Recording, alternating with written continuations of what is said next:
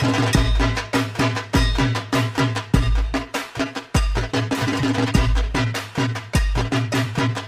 Everyone, welcome back to our channel ideal blogger. দুর্গাপূজার আগের সপ্তাহে আমরা কি করেছিলাম সেটা নিয়ে থাকছে আজকের এই ব্লগটা।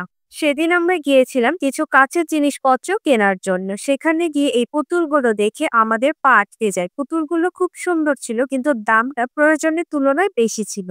তারপর দেখলাম এই কাঁচের জারগুলো, এগুলোর দাম এত পরিমাণ ছিল যে বলার বাইরে। একটা ছিল ৬২০ টাকা, ৪৫০ টাকা, ৮৫০ টাকাও ছিল। এই সেম জারগুলো অন্য দোকানে, ইভেন অনলাইনেও এর চেয়ে কম দামে সেল হয়। তাই সেখান থেকে বেরিয়ে চলে গেলাম সিরামিকের জিনিস কেনার জন্য। সিরামিকের জিনিসের দাম এতটা রিজনেবল না থাকলেও মোটামুটি ঠিকঠাকই ছিল। আজকের মতো এখানে আমরা কেনাকাটা শেষ করে বাড়ি চলে যাই। The next day. এটা হচ্ছে তার পরের দিন, যখন আমরা গিয়েছিলাম আমার জন্য ড্রেস কিনতে।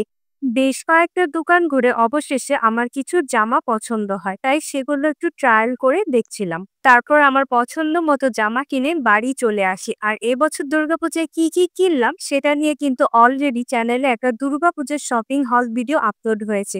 তোমরা যারা দেখোনি তারা এখনই গিয়ে দেখে আসো।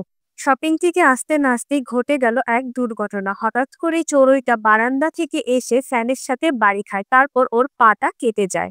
চড়ুই পাখির এই অবস্থা দেখে আমাদের সবার খুব খারাপ লাগছিল।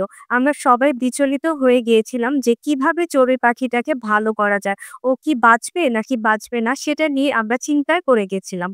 চড়ুই পাখিকে সুস্থ করার জন্য মা চড়ুই পাখিকে হলুদের লেপ লাগিয়ে দিল, আর তার উপরে আমি লাগিয়ে দিলাম একটা ব্যান্ডেড, যাতে করে হলুদটা পড়ে না যায়। মার্কেট থেকে ফেরার পথে আমরা বেলপুরি কিনে এনেছিলাম। চড়ুই পাখির এই অবস্থা দেখে আমরা তা ভুলেই গেছি। এখন চড়ুই পাখিকে প্রাথমিক চিকিৎসা দেওয়া হয়ে গেছে, এখন আমরা বেলপুরি খাবো। এটা হচ্ছে তার পরদিন সকালবেলা। এখন চড়ুই পাখিটা সম্পূর্ণরূপে সুস্থ, আর এই লাল ঝুড়ির ভিতরে চড়ুই পাখি রয়েছে। চড়ুই পাখিটা এখন সুন্দর মতো উঠতেও পারছে। ঝুড়িটা উঠিয়ে দিয়েছি, তারপর চড়ুই পাখি তার বাড়িতে চলে গেছিল। তারপর আমি ব্রেকফাস্ট কমপ্লিট করলাম, আর কিছুক্ষণের মধ্যে একটা ব্যাগের পার্সেল আসলো। এই ব্ল্যাক কালারের ব্যাগটা অর্ডার করেছিলাম। ব্যাগের কোয়ালিটিটা অত একটা ভালো ছিল না, মোটামুটি ছিল, কিন্তু ভিতরে স্পেস ভালোই ছিল।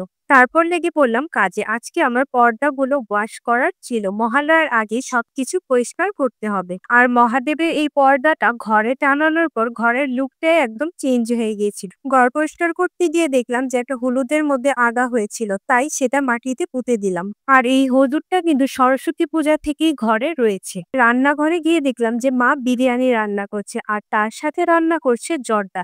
সেজন্য এই ছোট ছোট মিষ্টিগুলো ভাজছিল।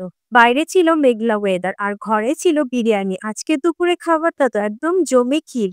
দুপুরে খাওয়া দাওয়া শেষ করে একটা শপিং হল ভিডিও শুট করছিলাম, যেটা চ্যানেলে অলরেডি আপলোড করা হয়ে গেছে। তোমরা যদি না দেখে থাকো জলদি গিয়ে দেখে আসো। কিছুক্ষণ পর এতটাই বৃষ্টি হয়েছিল যে আমাদের বাড়ির উঠানে বন্যা হয়ে গেছিল, আর সেই বন্যার জল পাড়াতে আমি আর আমার ছোট বোন চলে যাই। আমি যখন ছোট ছিলাম তখন আমাদের বাড়িতে আরো অনেক বেশি জল জমতো। এখন রাস্তা উঁচু হওয়ার কারণে জলটা একটু কম জমে।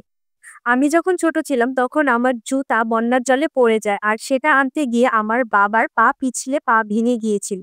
এই বন্যার জলগুলো বৃষ্টি কমলেই নেমে যাবে। আর রাতের দিকে করলাম একটা বিশাল কাজ, সেটা হচ্ছে এই সিংহাসনটা পরিষ্কার করা। সব ঠাকুরগুলোকে একটা টুলের মধ্যে রেখে তারপর সিংহাসনটা পরিষ্কার করেছিলাম। আর সিংহাসনটা পরিষ্কার করতে করতে ক্লান্ত হয়ে পড়ি, সেজন্য খেলাম ডিসকন। আর ডিসকন কিন্তু আমি প্রথমবার খাচ্ছি।